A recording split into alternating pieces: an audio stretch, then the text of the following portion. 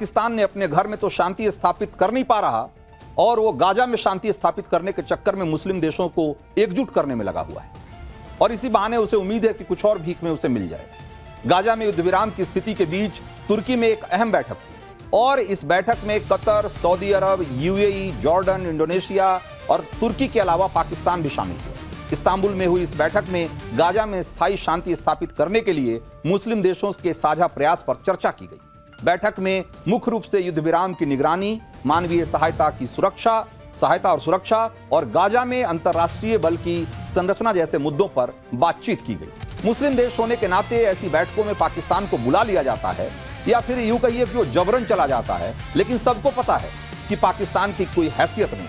अंतर्राष्ट्रीय स्तर पर पाकिस्तान की साख बहुत पहले ही गिरी हुई है, ऊपर से पाकिस्तान अपने घर में मचे कलेश को ही संभाल नहीं पा रहा है। मुस्लिम देश होने के नाते ऐसी बैठकों में पाकिस्तान को बुला लिया जाता है या फिर यूं कहिए कि वो जबरन चला जाता है, लेकिन सबको पता है कि पाकिस्तान की कोई हैसियत नहीं। अंतर्राष्ट्रीय स्तर पर पाकिस्तान की साख बहुत पहले ही गिरी हुई है, ऊपर से पाकिस्तान अपने घर में मचे कलेश को ही संभाल नहीं पा रहा है, तो ऐसे में दुनिया में क्या ही शांति ला पाएगा। लेकिन फिर भी मुनीर के इशारे पर पाकिस्तान की सरकार ऐसे अंतर्राष्ट्रीय बैठकों में शिरकत कर रही है जिससे मुनीर ये माहौल बना सके कि मुस्लिम देशों में पाकिस्तान की भी कोई हैसियत। तो पाठशाला में अब वक्त है अगली क्लास का। 14 जनवरी को 1 साल का यानी 30,000 रुपया डायरेक्ट उनके खाते में हम लोग डालेंगे। आप लोग बाद में कहेंगे कुल बिहारा दे दे हम जीतला के बाद। ये 10,000 रुपए जो आज दिए जा रहे हैं 20 सालों के लिए कहा थे और फिर अभी पूरा ड्रामा कर रहे थे छठ पूजा का। नीतीश जी का चैनल बदलते हैं, मोदी जी, शाह जी बटन दबाते खट। ये बच्चा है वो, चुनाव बाद उसको झुनझुना पकड़ाएंगे।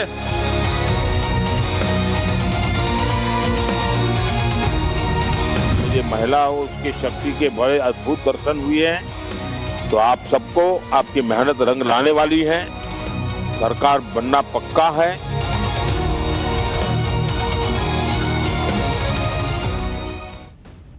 और ये बताने का कि बिहार में राहुल गांधी का नया ब्लंडर क्या है और वोटिंग से ठीक पहले मोदी नीतीश की चुनावी पिक्चर कैसे क्लियर हो गई।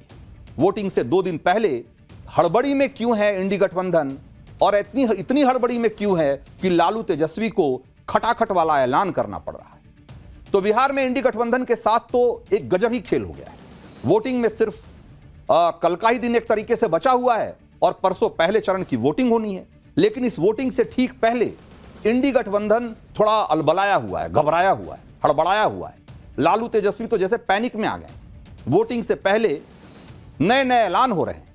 पहले के वादों पर तो जवाब मिल नहीं रहा कि उन्हें पूरा करने का पैसा कहां से आएगा, और अब जो है वो नई नई घोषणाएं की जा रही है वोटिंग से पहले। और क्या की जा रही है वो बताएंगे आपको। ये भी बताएंगे कि इधर लालू तेजस्वी नए ऐलान पर ऐलान करते जा रहे हैं और उधर राहुल गांधी ब्लंडर पर ब्लंडर करके उल्टा इंडी गठबंधन का ही खेल बिगाड़ रहे हैं।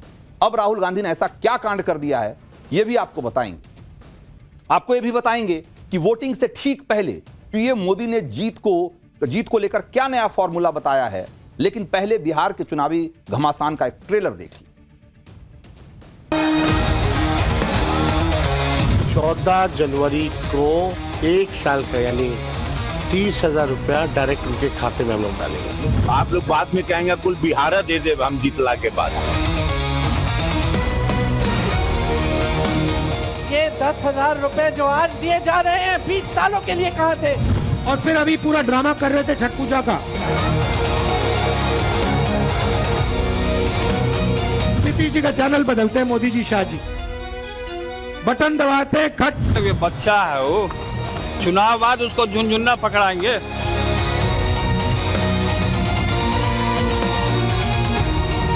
मुझे महिला और उसकी शक्ति के बड़े अद्भुत दर्शन हुए हैं, तो आप सबको आपकी मेहनत रंग लाने वाली है। सरकार बनना पक्का है।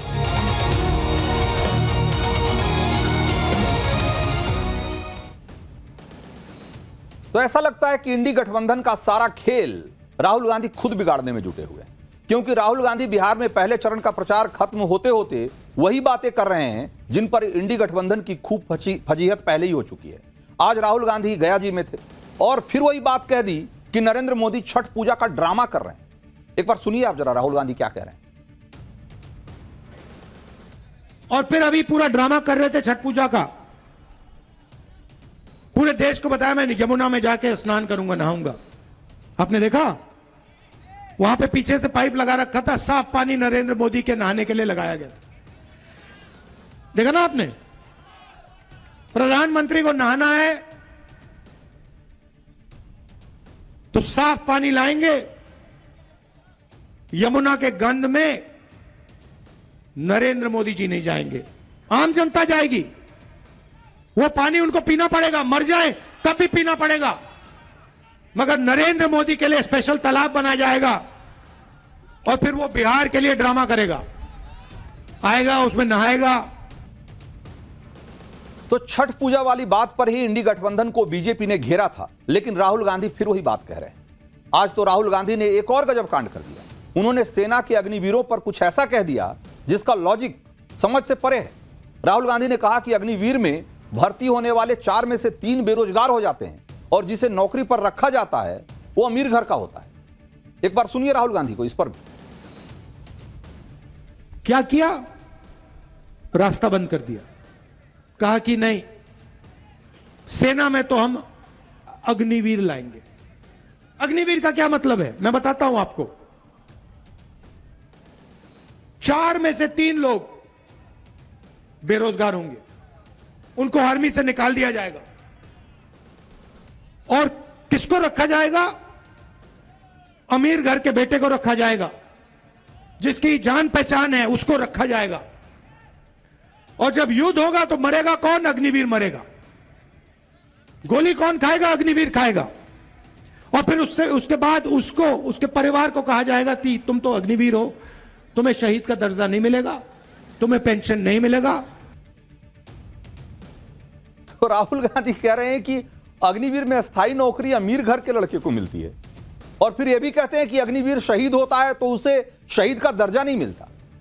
यह वैसी ही बात है जैसे राहुल गांधी कहते हैं कि इंडी गठबंधन बिहार में जीत रहा है और उसी सांस में यह भी कह रहे हैं कि नरेंद्र मोदी चुनाव चोरी करके जीत रहे हैं। राहुल गांधी की तरह प्रियंका वाड्रा भी उसी तरह की बातें कर रही।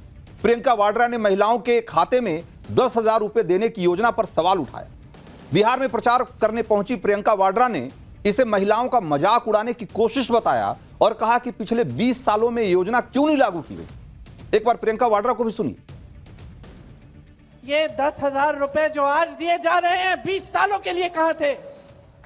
आपको 20 साल क्यों इंतजार करना पड़ा इसके लिए? आपका मजाक क्यों उड़ाया जा रहा है? चुनाव के 1 हफ्ते पहले ये ऐलान करते हैं कि 10,000 रुपए देंगे और अब बांटना शुरू, तो ये पैसे कहां थे इससे पहले? क्या इससे पहले महिला संघर्ष नहीं कर रही थी?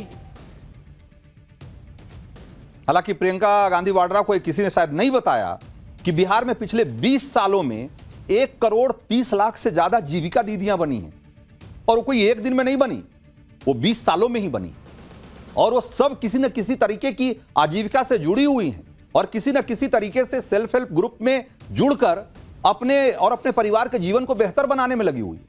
10,000 का मामला भले ही हो, लेकिन 1 करोड़ 30 लाख जीविका दीदियां बनाने में भी तो समय लगा होगा। ये बात भी तो प्रियंका वाड्रा से पूछी जा सकती है कि कांग्रेस ने अपने जमाने में महिलाओं को 10,000 रुपए क्यों नहीं दिए। आज ही तेजस्वी यादव ने ऐलान किया है कि बिहार में महागठबंधन की सरकार बनने पर 14 जनवरी यानी कि मकर संक्रांति के दिन बिहार की सभी महिलाओं के खाते में 30,000 रुपए डाल दिए जाएंगे। तेजस्वी यादव ने जीविका दीदियों की नौकरी पक्की करने और उनकी सैलरी 30,000 करने का वादा भी दोहराया और इसके साथ ही तेजस्वी यादव ने ऐलान किया कि पुलिसकर्मी, टीचर, स्वास्थ्य कर्मियों की पोस्टिंग उनके होम डिस्ट्रिक्ट से 70 किलोमीटर के दायरे में ही की जाएगी। तेजस्वी ने किसानों को धान पर 300 और गेहूं पर एमएसपी के अलावा प्रति क्विंटल 400 रुपए का बोनस देने का भी ऐलान किया। लेकिन आज भी तेजस्वी यादव ने अपने चुनावी वादों को पूरा करने का कोई ब्लूप्रिंट जारी नहीं किया, जबकि जिस तरह से उन्होंने सरकारी नौकरी देने समेत कई वादे किए हैं उसके पूरे होने पर लगातार सवाल उठते रहे। आप भी देखिए, क्योंकि अगर तेजस्वी यादव के चुनावी वादों पर खर्च होने वाले अगर पैसे को देखें, रुपए को देखें, तो सरकारी नौकरी का जो वादा है उसका सालाना खर्च करीब 5.5 लाख करोड़ रुपए के आसपास बैठेगा, बेरोजगारों को भत्ता का खर्च अगर जोड़ेंगे तो करीब 10,000 करोड़ रुपया सालाना बैठेगा। इसी तरीके से गरीब परिवारों का जो बीमा है उसका सालाना खर्च 12,000 करोड़ रुपए बैठेगा। 200 यूनिट फ्री बिजली की जो बात कह रहे हैं उसका सालाना खर्च 16,000 करोड़ रुपया है। जीविका दीदियों को नौकरी, इसका सालाना खर्च 6 लाख करोड़ से ज्यादा बैठेगा, 6 लाख करोड़ से ज्यादा।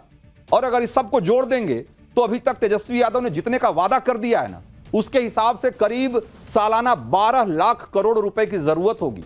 तो जिस बिहार का बजट 3 लाख करोड़ के आसपास का होता है, वो कहे कि साल में 12 लाख करोड़ हम सिर्फ इस तरह की योजनाओं को पूरा करने में हम खर्च कर देंगे, तो आप सोचिए कि ये कौन सी बात है। और इस बात का कोई सिर पैर है क्या? बिहार का सालाना बजट 3 लाख करोड़ और 12 लाख करोड़ रुपए की आप नई योजनाओं की बात कर रहे हैं। इसीलिए बीजेपी तेजस्वी यादव के वादों को झूठ का पुलिंदा और झुनझुना बता रहा है।